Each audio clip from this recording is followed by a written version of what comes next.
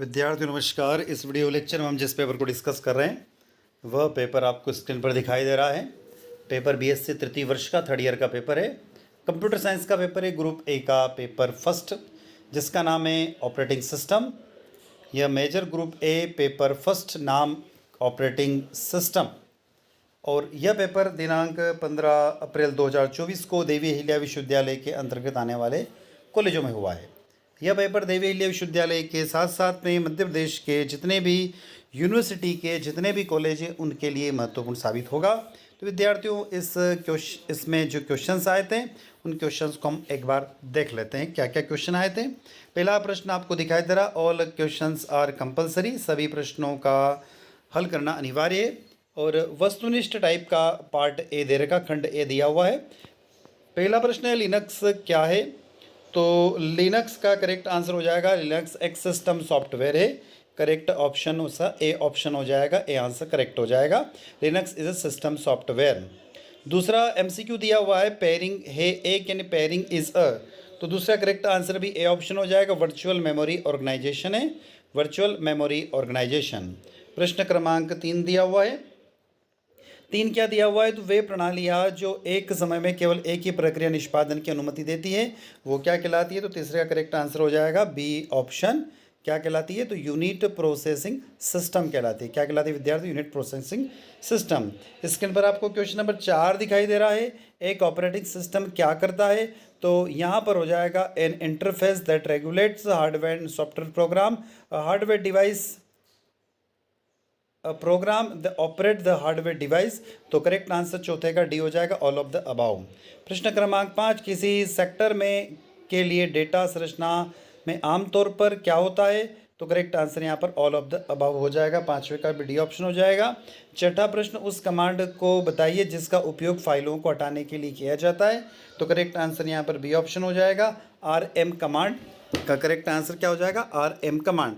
तो इस प्रश्न क्रमांक 6 को हम डिटेल में देख लेते हैं।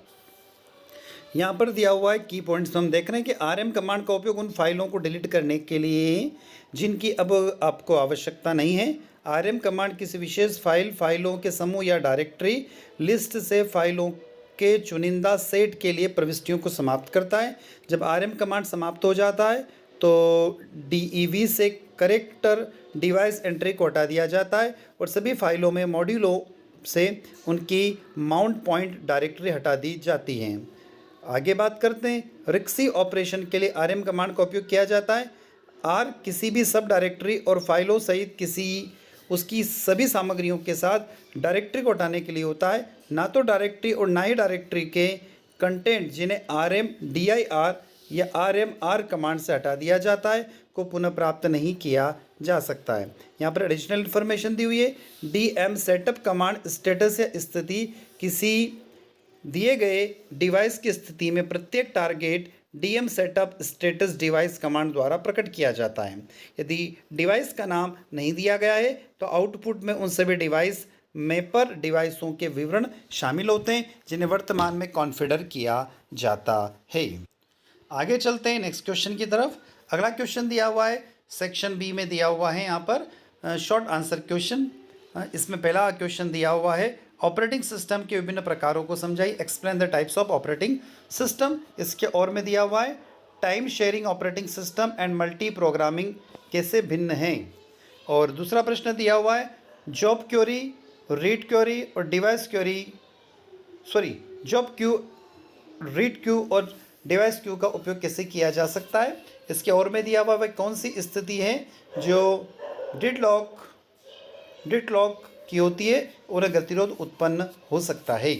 क्वेश्चन नंबर 3 है, मेमोरी के संबंध में ऑपरेटिंग सिस्टम की 3 गतिविधियों को समझाइए। उसके और में दिया हुआ है फाइल सिस्टम के प्रकार एवं कार्यों को बताइए।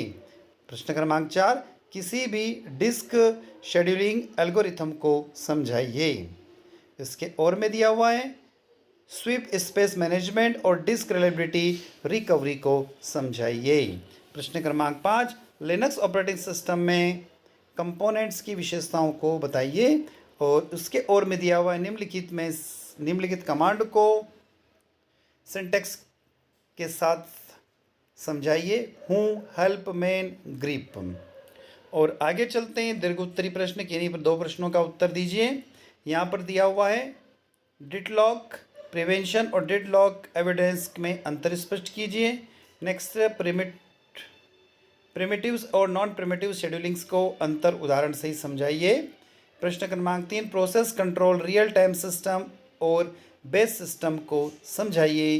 प्रश्न क्रमांक 4 फाइल सिस्टम क्या है, फाइल एसिस मेथड्स को समझाइए।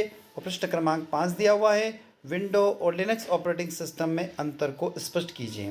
तो विद्यार्थियों इस प्रश्न पत्र में जो हमने क्वेश्चन देखे, ये क्वेश्चन हमने जो आईएमपी क्वेश्चन निकाले थे, महत्वपूर्ण क्वेश्चन की जो सीरीज निकाली थी, उसमें से लगभग 95 प्रश्न यहाँ पर आपको दिखाई दे रहे हैं। तो आप chemistry bye D Sharma channel पर जाइए और वहाँ पर प्ले लिस्ट दी हुई है 3rd ईयर के महत्वपूर्ण प्रश्नों की, उसको क्लिक कीजिए और वहाँ से महत्वपूर्ण प्रश्नों को आप देख सकते हैं। तो विद्यार्थियों आई होप ये जो पेपर हमें मिला है देवी अहिल्या विश्वविद्यालय के विद्यार्थियों के द्वारा हमें प्राप्त हुआ है और इसे हमने आप तक पहुँचाया है। तो आई होप आप लोग को अच्छा लगा होगा। तो वीडियो को लाइक करिएगा, अपने दोस्तों तक शेयर अवश्य कीजिएगा और चैनल पर यदि आप पहली बार जुड़े तो चैनल को सब्सक्राइब करना ना भूलें। इसी के साथ हम आपसे विदा लेते हैं। जय हिंद, जय भारत।